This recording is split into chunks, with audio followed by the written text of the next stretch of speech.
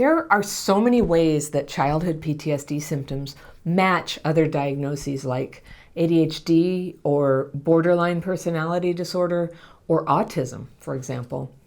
And some people think Cptsd is often misdiagnosed as one of these things. One symptom, though, that often follows childhood trauma that looks like maybe one of these other diagnoses is difficulty reading social cues, interpreting where other people are coming from. Like, how can you tell when someone's trying to make friends with you, or is in love with you, or is deceiving you, or is dangerous, or joking, or sad, or angry, or wants you to just go away? So this is really hard when you're not quite sure what's going on with other people. It can make you miss that they're coming from a place of ill will, and it can make you paranoid when actually they're just carrying on doing their thing with no ill will at all. And if you were abused and neglected as a kid, I'll bet you know this kind of confusion all too well. And it makes it hard to navigate relationships with other people when you find it hard to read them. So I got this interesting letter from someone I'll call Leanne. All right, and she says, "Hi Anna, I'm 50. I've had the usual laundry list of your followers' complaints. First kid on the block whose parents were divorced, military brat, moving once a year, thank you especially," she says, for acknowledging that this can be hard on a kid, "a mother who wished she hadn't had me, a stepfather who resented me and told me I wasn't capable of love or kindness or even articulate English, while my mother and therapist nodded along while he said that. I'm severely neurodivergent. I was always the weird kid, and my parents were told my ADHD and severe dyspraxia were me lashing out at them." I know a little something about dyspraxia, and that has to do with a discoordination. One sign of dyspraxia in kids, it's not from this letter, but from something I know from my own parenting, is when you give your child rice to eat at a certain age, is they're like rice all over the floor, when ordinarily they'd be getting it all in their mouth. So that sort of non-coordination, and it goes along with some other things. It's an interesting neurological divergent thing. So my parents were told my ADHD and severe dyspraxia were me lashing out at them. So that was the problem with the old days. They had no idea. They thought it was you were behaving badly when you had a neurological difference. Imagine constantly being told that you tripped over that thing because you're angry and sadistic and want to passively aggressively hurt people. I was also raised in a fairly odd segment of Christianity where we were taught that having boundaries of any sort was a sin, and the only valid response to violence or abuse was just to get nicer, nice enough to heal the sinner's heart from the outside and be sweet. So what I take from that is there was something about the way your parents interpreted that was not, I think what you're describing there is nonviolence, which is not inherently crazy or boundaryless, but in the wrong hands, yes. It sounds like you were simultaneously blamed for having differences and not allowed to have boundaries about this or fight back for yourself without being accused of being a bad person, okay? So all of this predictably led me to a series of relationships where my lack of boundaries and poor choices spurred some truly epic domestic violence and almost artful emotional abuse. I own my part in that. I am the common link there. Well, this is interesting because you say that it's some domestic violence and almost artful emotional abuse. And I'm kind of puzzled by this, Leanne. Who did it? It was done to you or you did it? Something tells me that you were the doer of this. Maybe forgive me if I'm wrong, but almost artful emotional abuse. I can't tell. And I think that's interesting that it's blurry in your expression whether you're telling me that you're a victim of violence or you committed violence against other people and emotional abuse. And you say you own your part in that. And I'm confused about that too, because if somebody was violent against you, I'm not really sure what your part is. But I'm the common link. So I guess at the very least, you're saying you continue to get into relationships like that, still after 14 years without a date. Says Leanne, I met a wonderful man. We were friends for a year, and last May we became a couple. Okay, so far so good. Nice slow evolution from friendship to coupledom. All right. And last Tuesday, so this is just days before Leanne wrote this letter, I was helping him with a project while he had a migraine. I was not performing up to his standards, and he dropped deeper and deeper into silence. Okay, now I'm confused again. And I'm going to keep pointing out where your language is confusing here, because I was not performing up to his standards. Was he irritated with you? Did he say you should be doing better? Were you trying to interpret his silence as meaning that? Okay. And he dropped deeper and deeper into silence. And after 3 hours, the project was finished. He went into his kitchen and started putting away dishes. I stayed on the porch to clean up. The dishes made loud banging noises as he put them away. I can't tell you objectively whether it was louder than usual or not. I can tell you that all I could think was, he's going to come out and he's going to hit me. I have driven another good man to becoming a monster. And I thought it was just that I was sleeping with men I'm not attracted to and setting poor boundaries. That may not be a happy thing, but that doesn't lead to violence. But here I am, attracted and setting great boundaries, and here I am about to end up on the other end of a fist. Well, slightly less coherently, she says she was thinking, but you know how it goes when you're panicking. I do. I'm not proud of thinking these slanderous thoughts about a good man, and I'm not proud of grabbing my purse and slipping quietly out the other door, writing him an email later that I was sorry, but please don't talk to me for a long, long time. And I deleted his number and I blocked him on social media. Oh, whoa! So I don't know. I don't know what to make of this. It's a puzzling reaction to it, and I think that's what you're saying. But what's interesting to me, Leanne, is when you describe all of these events, they have this fuzziness about who did what. And I'm beginning to suspect that your childhood, where you were simultaneously blamed for stuff that wasn't your fault and then told not to react to things, kind of messed up your ability to discern, like, what's really happening, not being able to read people what's happening, but then also not really being able to identify your own feelings as such in the moment. So when you said there was almost artful emotional abuse, I just want to say, with as much compassion as possible, because I can see how you may have gotten that way, that just because somebody's banging dishes, ghosting them, leaving and telling them they can't contact you and deleting their number after you've been in a relationship for, I don't know what, like 4 or 5 months, and friends for a year longer than that is emotional abuse. Okay? Maybe you were saying that, but that is emotional abuse. So I can only imagine.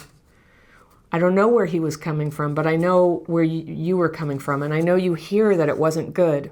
But there's a little bit there where it feels like maybe you're not quite feeling the gravity of that. So Leanne goes on to say, he has respected those wishes and not reached out. My friend who had a crush on him for ages says they are now dating, and mutual friends say that's true. Whoa! Okay, again, something really weird just happened. The thing where you shut down the relationship was less than a week before you wrote this letter, and already he's dating your friend. So now the plot thickens. I'm like, what is going on? You had this, you were in a couple with him, and he's dating your friend in less than a week after you did this thing. So where was he coming from? I don't know. And you don't know, but everything sounds very unclear here. It sounds like a big fog of unknowing. And I'm guessing this is sort of like a description of what it's like to be you under a stressful situation when you were not raised with permission to have boundaries, and you were raised with this accusation that your own neurological capacity to move through space and navigate objects was considered hostile. So this is what it's like. Okay. So Leanne says, I would say that this, suddenly dating a friend indicates that our bond was in my imagination.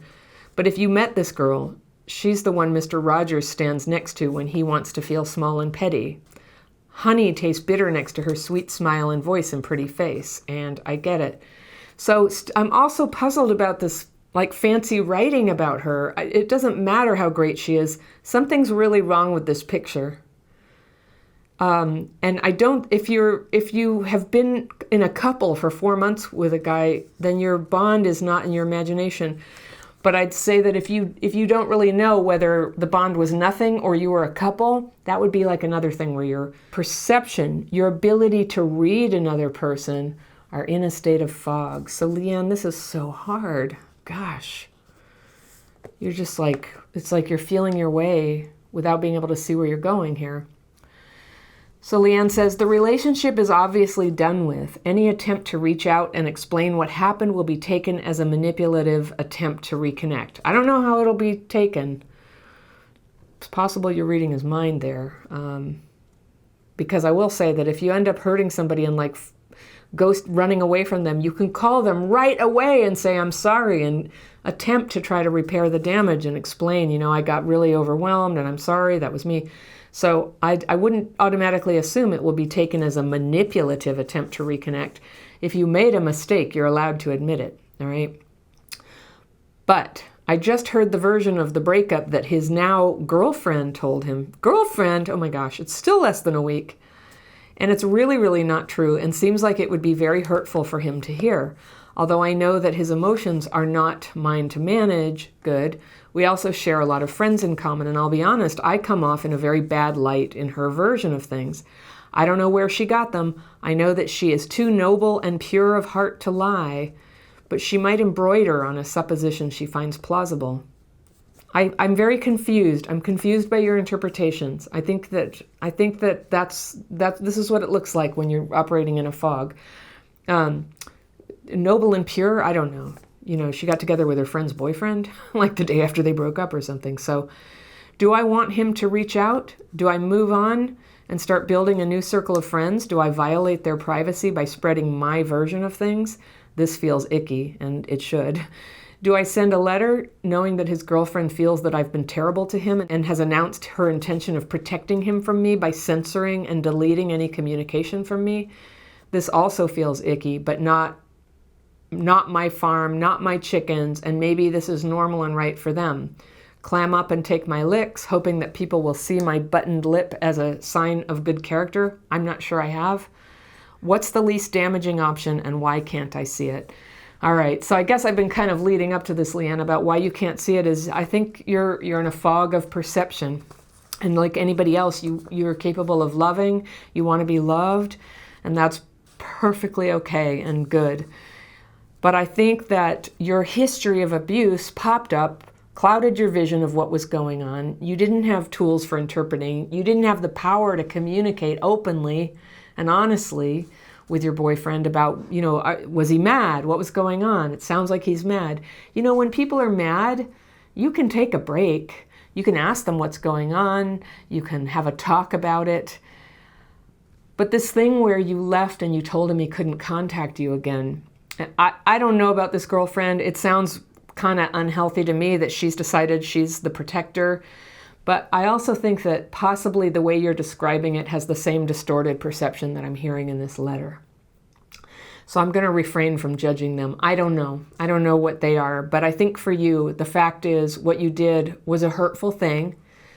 If he had written me about that, I would say he should probably stay out of this relationship because the person he's with is not ready to stay present. That's all. You're not ready to stay present with somebody. Your past is still intruding on your present and causing you to lash out in a way that's, you know, hurtful enough that is destructive to any kind of intimate relationship. You can work on this, Leanne. You can work on this. But here's what I'm going to encourage you to do. I use techniques of writing to help get clear about what happened. I'm going to encourage you, like, take all the fancy writing out of this. Take all adjectives out.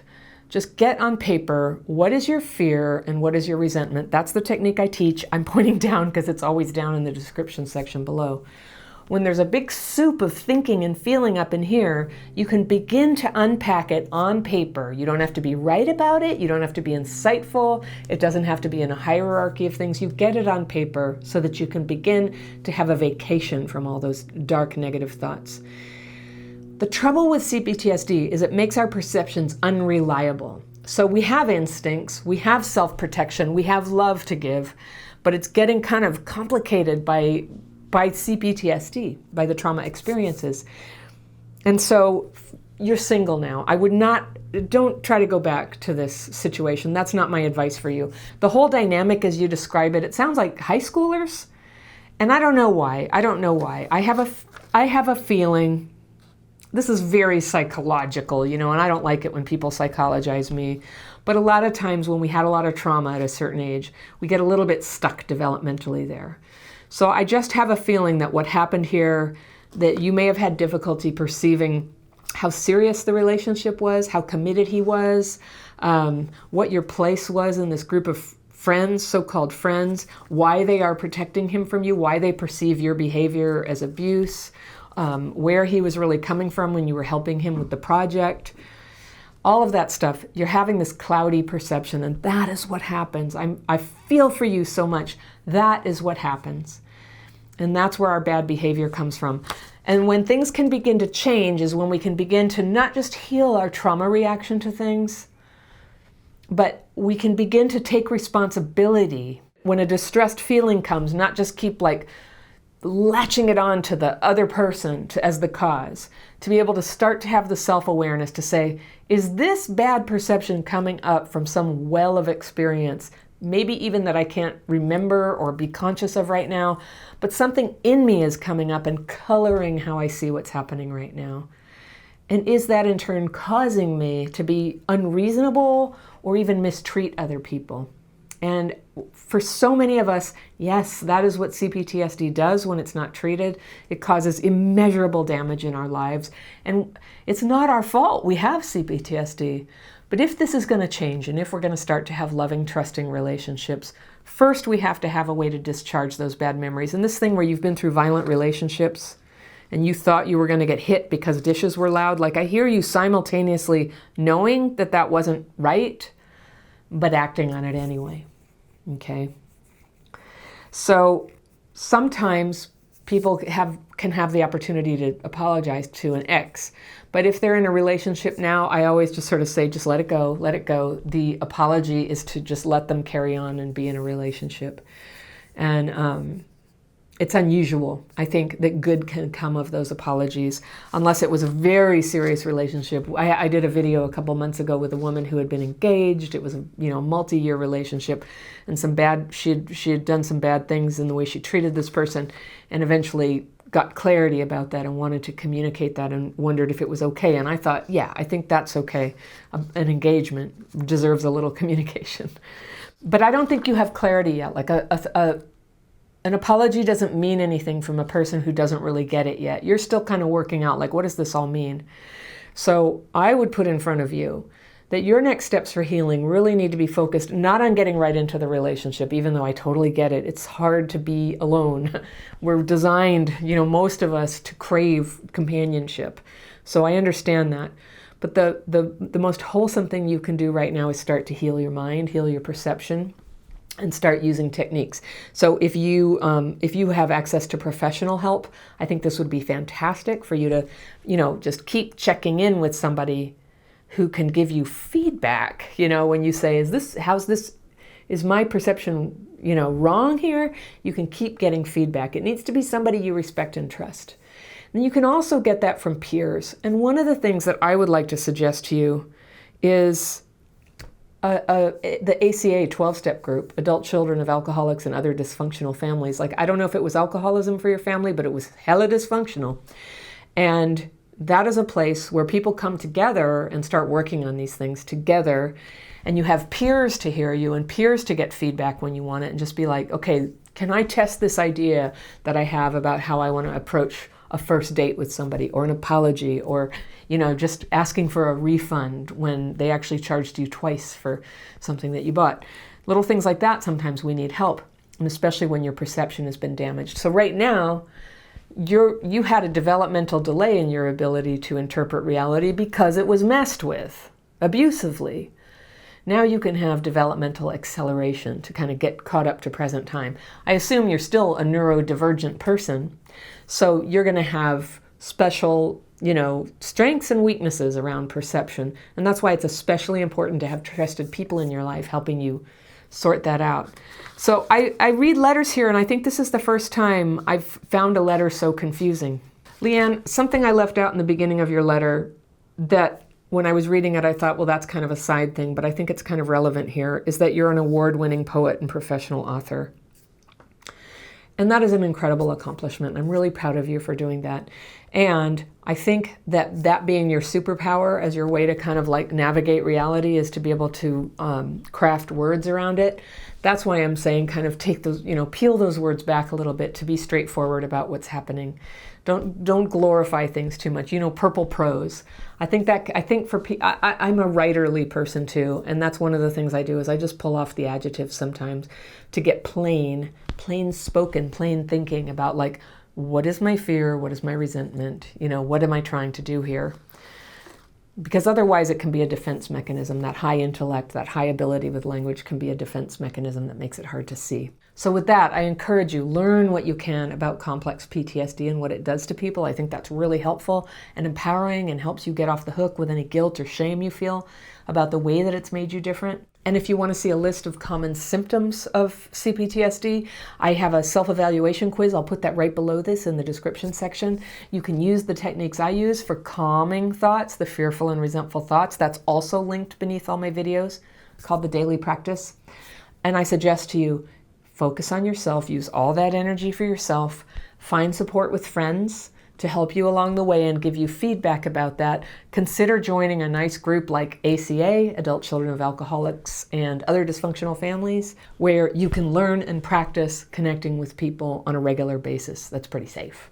And if you relate to this topic of having aspects of your trauma that are holding you back in ways you can't see yet, I have a video that might help you with that. It's right here. It's about 5 mistakes that can hold you back in your healing. And I will see you very soon.